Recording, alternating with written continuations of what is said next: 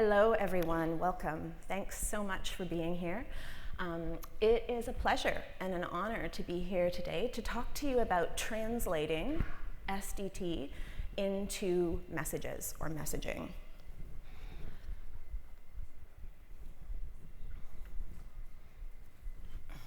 And my clicker is not working. Okay, so for a brief overview, I'm going to introduce the role of SDT in public messaging, and then I want to present data across a few different domains, data from experiments.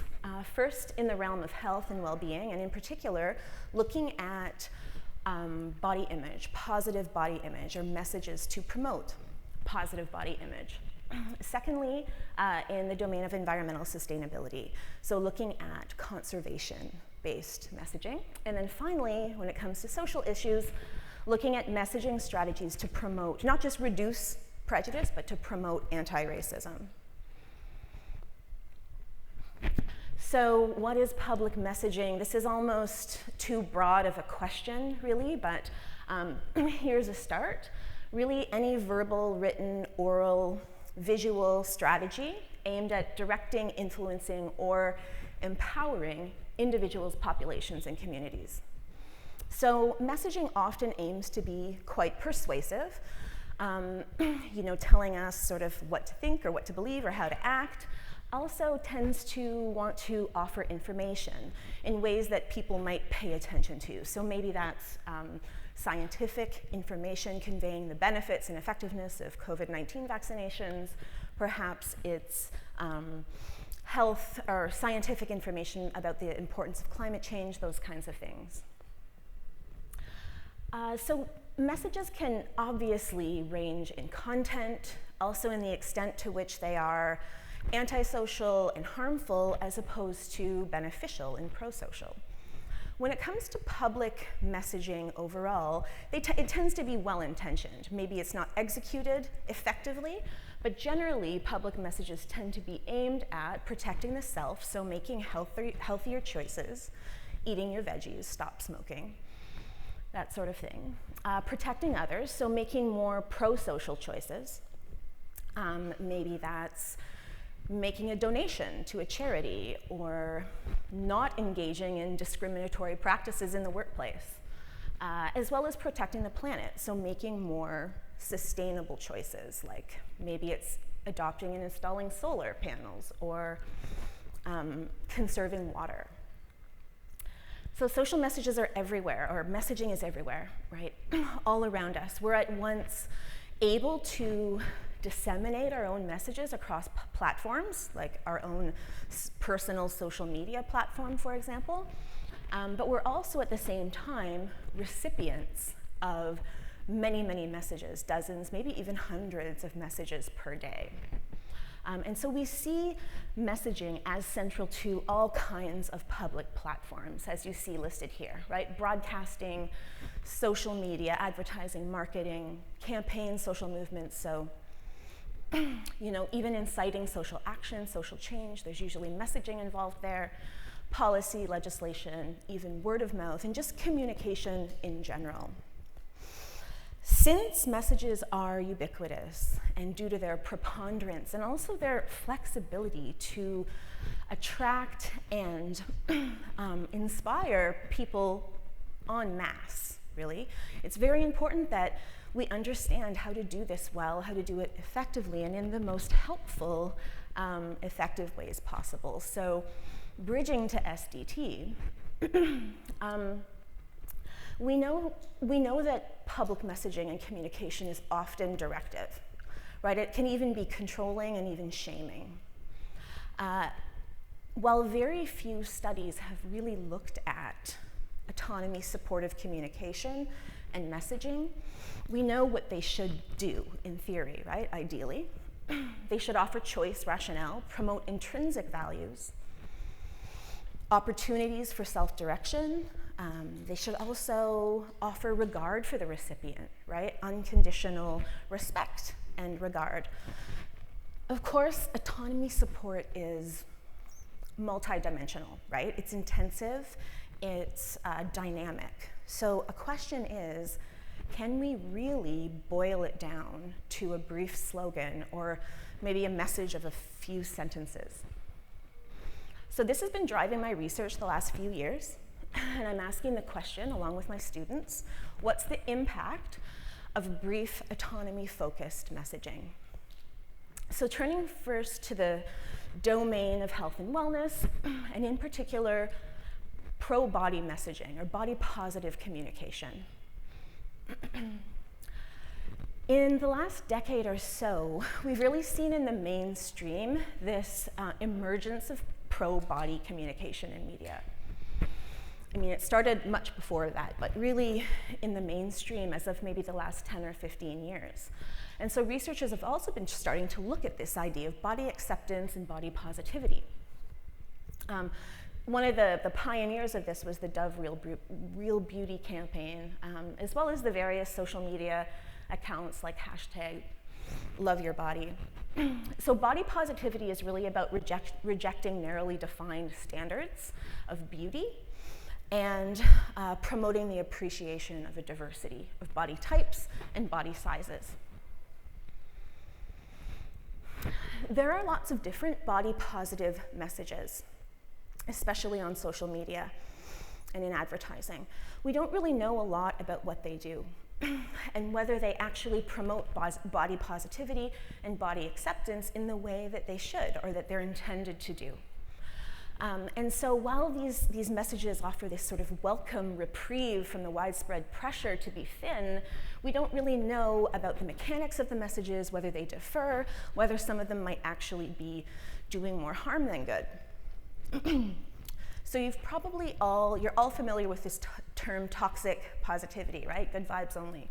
This idea of, we've got to be happy all the time and we can't be sad and express negative emotion, right? And this is problematic because, of course, it denies a whole realm of reactions and experiences.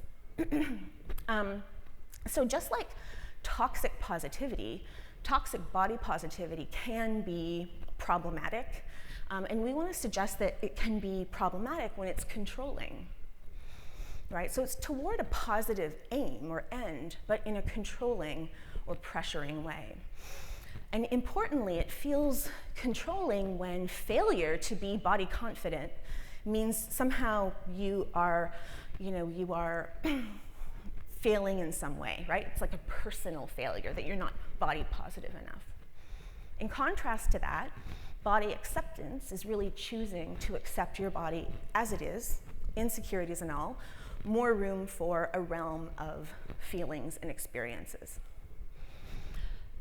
So we used SDT as a framework, my lab and I, and we designed and developed messages based on primarily autonomy and relatedness, because we thought these were critical for authentic body acceptance. So we designed 4 different messages.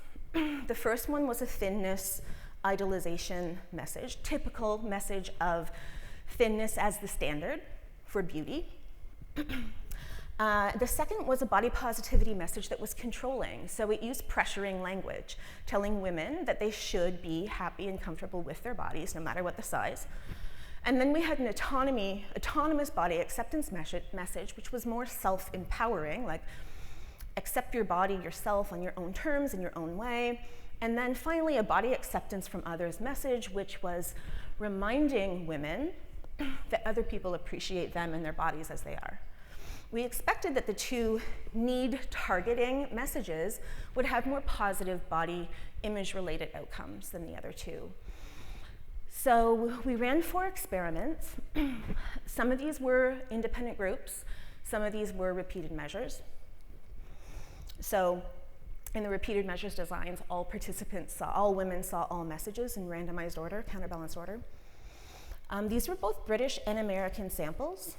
And as I said, we looked at both random assignment and repeated measures designs. We measured certain facets of the message. So kind of like manipulation checks, right? So did the message induce immediate feelings of pressure to be thin, pressure to feel body positive, body empowerment or autonomy, feeling accepted, and overall self-evaluation in relation to the message. Then we also, our main DVs, we looked at changes in self-esteem, state self-esteem before and after message, exposure, and then we looked at body shame and body surveillance, both before and after message exposure. So what did we find? Looking sort of at the message validation data here, not surprisingly, on the end there, the thinness idolization message produced the most pressure to be thin. The controlling body positivity message produced the most pressure to feel body positive.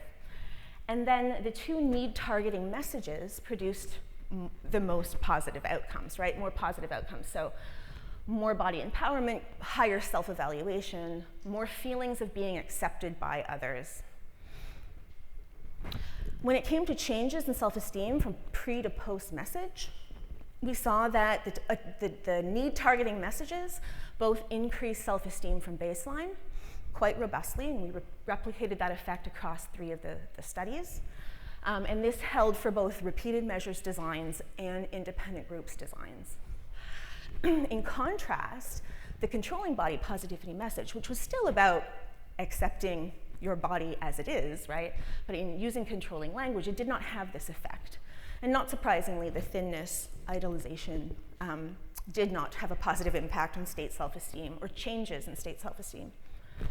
And then we sort of see the flip, right, for the negative outcomes. So autonomous body acceptance and body acceptance from others reduced both body shame and body surveillance, whereas we did not see that effect for the other 2 message conditions. And in fact, the thinness idolization message, that was a significant increase in body surveillance from baseline. Those effects were also significantly, or rather robust, large effect sizes. Okay, so to wrap up this first set of studies quickly, we really showed here that need-supportive strategies, when it comes to promoting body acceptance, are more effective than controlling strategies, right? So that they increase state self-esteem and reduce body surveillance. This provides some new and novel support and evidence that the motivational framing, the motivational content of the brief message does make a difference, at least in the moment. And we also are offering some new sort of foundation to work with to improve the quality of pro-body communication. All right, switching gears a little bit to environmental sustainability. We know that environmental sustainability and the preservation of global biodiversity absolutely essentially necessitates that human beings change their attitudes and change their behaviors quickly. And so academic interest in sustainability messaging, conservation messaging is growing recently in the last little while. The problem with these studies is that most of them are non-experimental, right? They might ask people how they feel about certain forms of communication, not based on theories of behavior change. Well, some are based on theories of behavior change, but not the majority, and virtually none, except 2, based on motivational principles. So the objective of this research, in collaboration with some of my colleagues at the Institute for a Sustainable Environment at Clarkson, was to compare the effectiveness of autonomy supportive and controlling messages about conserving water and electricity at the individual level. So we ran 2 studies. These were 2 independent studies, one for energy behavior and one for water behavior. These were actually both repeated measures designs, so all participants saw all messages in counterbalanced order. And in addition to looking at the autonomy supportive versus controlling nature of the message, we also looked at the positive versus negative framing of the message. And just to make that a little bit more concrete, here are some examples, sort of mixing up the electricity and the water messages. But the autonomy supportive positive was focused on pro-social behavior, saving water for the health of future generations. So giving that rationale, but it's toward a positive outcome. And conversely, the negative autonomy message, still providing some rationale, but the framing was negative, like away from a negative outcome. And then in contrast, the controlling messages were really about, in the positive case, sort of fitting in with environmentalists, and then in the negative case, shaming people, guilt-tripping people for being wasteful. So I mentioned already we did two by two repeated measures designs or studies. I should also note there was a fifth neutral or comparison condition, which was a pro-health message, not really environment related, but we wanted to compare the targeted environmental messages to a neutral or irrelevant pro-health message. And then we measured emotional responses to all of the messages, positive and negative state emotional reactions. We also measured momentary or state autonomous motivation to help the environment. So we adapted Luc Pelletier's measure. And then 2 environmental outcomes, pro-environmental learning and self-efficacy. So did you learn something about saving water and saving electricity? And then secondly, do you feel like you can actually change your behavior in line with what the message is promoting or suggesting? So what did we find? First off, we found a main effect of motivation. So the autonomy supportive messages produced more autonomous motivation to help the environment. So there was an effective motivational message on motivation to help the environment. And that was the case for both energy and water data. There was no main effect of emotional framing of the message, and no interaction. We also found that the emotional framing sort of worked, right? Where the messages that were positively framed elicited more positive emotion, that is hope and optimism, compared to the messages that were negatively framed. And that was the case for both electricity messages and water savings messages. And then the same thing for the negative emotions. So the negatively framed messages produce more negative emotion, perhaps not surprisingly. In terms of our main DVs, well, autonomous motivation towards the environment aside, we found that people learn more about energy conservation from the autonomy messages. So again, there was a main effect of the motivational framing of the message. There was also an interaction suggesting that effect of autonomy messaging was really driven by the positively framed, autonomy-focused environmental message. And that was for the energy data set. And a slightly different pattern here, still a main effect of motivation. So the autonomy-based messages were overall, there was a main effect, they were more effective, people reported learning more about water savings after being exposed to or reading the autonomy-based messages. But this time the effect was primarily driven by the negatively framed autonomy message. And then finally, in terms of self-efficacy or intentions to change behavior based on the message, we found that, again, there was a main effect of motivation. So autonomy-focused messaging predicted or elicited more energy-related self-efficacy relative to the controlling. And this was a bit more pronounced in the positive autonomy message again. And then the very same pattern, independent data set, mind you, the same pattern for water.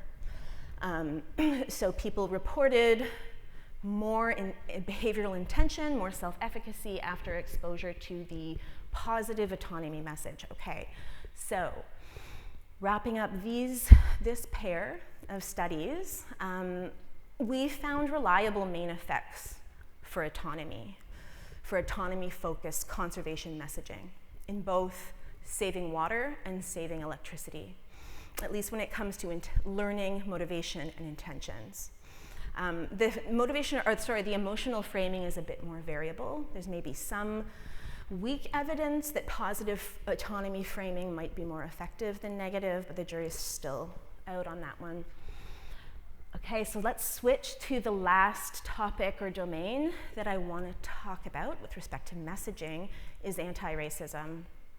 So we see a lot of messages about prejudice, or more specifically, about reducing prejudice, or being anti-racist or anti-prejudice, which is really the confrontation of racism and the intention to do something about it.